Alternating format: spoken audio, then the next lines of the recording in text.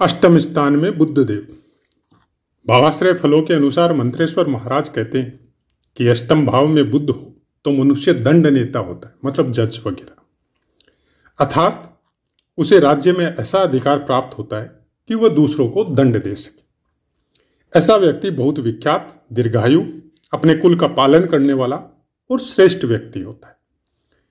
ये फल जो शॉर्ट वीडियो में आपको बताए जाते हैं, ये भावाश्रय फलों के अनुसार, लेकिन हम लोगों की चर्चा करक लगन की चल रही है, तो इसका संपूर्ण विवेचन करक लगन अनुसार बुध ग्रह अगर अष्टम स्थान में हो तो किस तरह के फल प्राप्त हो सकते हैं, वो इस वीडियो के नेक्स्ट पार्ट में हम लोग इसके बारे में बात करें।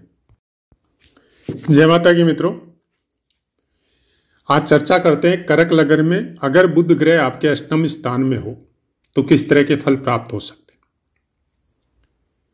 भावाश्रय फलों के अनुसार जो मंत्रेश्वर महाराज के शब्द है वो आपको शॉर्ट वीडियो में हम प्रोवाइड करवा देते हैं, क्योंकि लग्नानुसार कोई भी पुस्तकों में इस तरह के फल नहीं बताए जाते। हाँ, भावेश फला अध्याय जरूर है जो यहीं पे हम लोग उसके विषय में चर्चा करते हैं। शॉर्ट वीडियो में केवल इसीलिए बताया जाता है, और बहुत से पाठों में हमने क्लियर भी किया है कि कुछ विद्वानों का कमेंट था कि पुस्तकों के अनुसार कब बताते हैं और अपने अनुसार कब बताते हैं पता नहीं चलता है, तो उनकी सुविधा के लिए हमने शॉर्ट वीडियो में भावाश्रय फलों के अनुसार एक शॉर्ट वीडियो बनाना चालू कर दिया, और उस वीडियो को इसके साथ भी जोड़ देते। अब अगर करक लगन में अष्टम स्थान में बुध देव है तो करक लगन में बुध देव आपके तीसरे और द्वादश स्थान का स्वामित्व रखते। अब यहां पे अगर भावेश फलाध्याय में आप पुस्तक का अध्ययन करेंगे तो आपको पता चलेगा कि व्ययस मतलब द्वादश दशेश अगर अष्टम हो या अष्टमस्थ हो तो जातक सदा लाभ से युक्त रहने वाला, प्रिय वक्ता और बहुत से गुणों से संपन्न ऐसा इंसान प्रायकर होता है। अब ये भावेश फलों के अनुसार जब हम लोग इनकी चर्चा करते हैं तो बहुत कुछ चेंज भी होता है, और सब पाठों में जब भी करक लगन के पाठ शुरू किए बुध देव के, तब हमने प्रायकर सभी पाठों में बोला है ये बात कि करक लगन वालों के लिए बुध ग्रह अकारक ग्रह, कारक नहीं अकारक। इनको कभी भी आप इस तरह से लेके मत चलिए कि ये हमको बहुत अच्छे रिजल्ट देंगे। एक शर्त पे दे सकते हैं, ये सूर्य देव के साथ हो, ये मंगल देव के साथ हो, तब फिर इनके अच्छे रिजल्ट मिल सकते हैं। अगर अकेले मंगल देव के साथ भी है तो भी आपको अच्छे रिजल्ट मिलेंगे। शुक्र के साथ इनका ट्यूनिंग थोड़ा अलग लेवल पे होता है। कुछ स्थान विशेष में अगर ये प्लेस हो जाए एकादश वगैरह में, तब फिर वहां पे भी इनको अच्छे रिजल्ट प्राप्त होंगे। यहां पे शनिदेव की राशि है, मूल त्रिकोण राशि है, कुंभ राशि, अष्टमस्त बुध, कालपुरुष की कुंडली अनुसार तीसरे और छठे स्थान का स्वामित्व रखते हैं, और अपने स्थान से करक लगन के अनुसार अपने स्थान से तीसरे स्थान से षष्ठ होते हैं और द्वादश स्थान से नवम होते हैं। मतलब द्वादश स्थान का भाग्य अष्टम स्थान। इसका मतलब क्या? जब हम लोग ये सब चीजों का जब फलादेश करते हैं ना कुंडली में, तब आपको बुध ग्रह का फिर यहां पे ये ध्यान रखना पड़ेगा कि यह आपको डीप थिंकिंग में लेके जाएगा। नेगेटिव होगी ना पॉजिटिव होगी, यह आपका चंद्रमा बताएगा, पहली बात। दूसरी बात, ये प्राचीन वस्तुओं में आपकी रुचि जगाएगा और उसको प्रोफेशनल तरीके से अपने जीवन में उतार सकेंगे या नहीं सकेंगे, ये चंद्रमा और शनि बताएगा, क्योंकि शनि देव का स्वामित्व है और अष्टम स्थान के कारक भी होते हैं शनिदेव। उसके लिए बहुत कुछ आपको शनिदेव पे फोकस रखना पड़ेगा और समझना पड़ेगा कि शनिदेव का फल यहां पे किस तरह से प्राप्त होता है। लेकिन अगर करक लगन में अष्टमस्त बुध है तो भरपूर संघर्ष देता है, आपके दिमाग को या आपकी ट्यूनिंग को या आपके जीवन को हिला देता है। मतलब आपके साथ कुछ ऐसा हो जाता है कि निरंतर प्रयास कर रहे हैं लेकिन पीड़ाएं हैं जो रुकने का नाम नहीं ले रही। कुछ इस तरह के फल आपको प्राप्त हो सकते। कब पीछा छूटेगा? संघर्ष ही पीछा छुटाएगा। एक दिन ऐसा आएगा कि लोग आपके संघर्ष को भूल जाएंगे और आपकी प्रोग्रेस को देखेंगे और आपके पास हाथ जोड़ के खड़े होंगे कि तुमने जीवन में बहुत कुछ अचीव किया है, कुछ हमारे लिए या हमारे बच्चों के लिए भी कुछ करो। लेकिन जिस समय आप संघर्षरत थे उस समय उन्होंने ऐसे कोई रास्ते शब्दों के द्वारा या हैसियत के द्वारा आपके साथ यूज करने में पीछे नहीं हटे जिससे आपको प्रताड़ित किया जा सके। यह है अष्टमस्ति बुद्ध। प्रताड़ित कौन करता है? आपके अपने भाई बहन, आपके अपने सगे संबंधी, आपके अपने परिवार वाले या आपके फ्रेंड सर्कल। क्योंकि बुध ग्रह इन्हीं से कनेक्ट होता है सबसे ज्यादा। बुध और चंद्रमा 99% परिवार से कनेक्ट होता है। परिवार से कनेक्ट रिश्तेदार हो सकते हैं, ननिहाल से हो सकते हैं, जैसे बुध ग्रह मामा पक्ष को भी बोला जाता है तो वहां से हो सकते हैं। कुछ आपकी आदतों की वजह से ऐसा हो सकता है क्योंकि परिवार को पसंद नहीं है कि आप एस्ट्रोलॉजी में इंटरेस्ट रखें और आप उसी में जाने की कोशिश कर रहे हैं। परिवार को पसंद नहीं है कि आप गीता भागवत का पठन करें, आप उसी में जाने की कोशिश कर रहे हैं। परिवार को पसंद नहीं है कि आप प्राचीन स्थानों का भ्रमण करें, उनके बारे में गहरी रिसर्च करें कि क्या हो रहा है और आप उसी में जाने की कोशिश कर रहे हैं। तो फिर वो प्रताड़ना का दौर चालू होता है और आपको निकृष्ट मान लिया जाता है कि ये कुछ नहीं कर सकेगा जीवन में, इसको इसके हाल पे छोड़ दो। और जब निखर के आप बाहर निकलते हैं, एक संघर्ष कुछ ऐसा भी आपके जीवन में आ सकता है कि आपको कुछ भी नजर नहीं आए। आपके परिवार के, इष्ट मित्रों के, समाज के, कुल के कोई भी व्यक्ति आपके साथ खड़ा ना हो और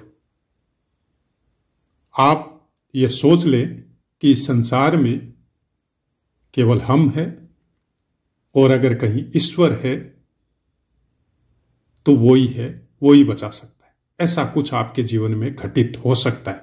ये स्थिति एक बार के अलावा कई बार भी आ सकती है। लेकिन ये यकीन मान के चलिए कि ऐसी स्थितियों से जब आप ऊपर उठते हैं वापस, तब आप उससे ज्यादा ग्रो करते हैं। जो पहले की स्थिति के पहले जो आपकी पोजीशन थी उससे जस्ट कई गुना मल्टीप्लाई होता है ऐसा इंसान। विदेश में जा सकता है, विदेश से संबंधित कोई व्यापार कर सकता है।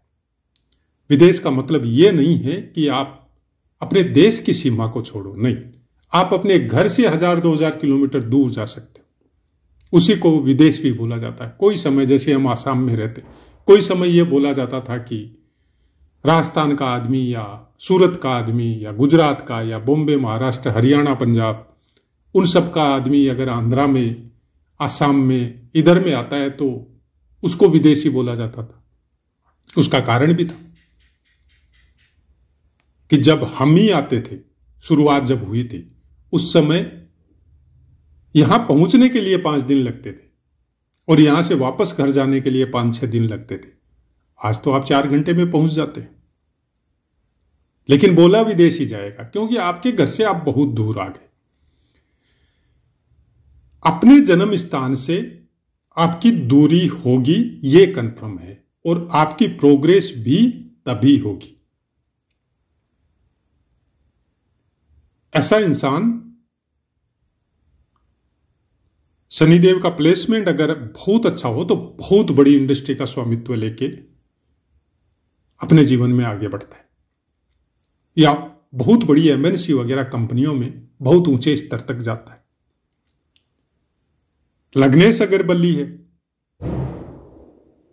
और बहुत ज्यादा बलवान है तो एनी टाइम सुख के संसाधनों में लिप्त रहता है। वो काम हो सकता है, भोग हो सकता है, वो अपने आप को बड़ा दिखाने वाली प्रवृत्ति हो सकती है। पूरी तरह ऐसा इंसान फिर भौतिक होता है, भौतिक जगत से कनेक्ट रहता है।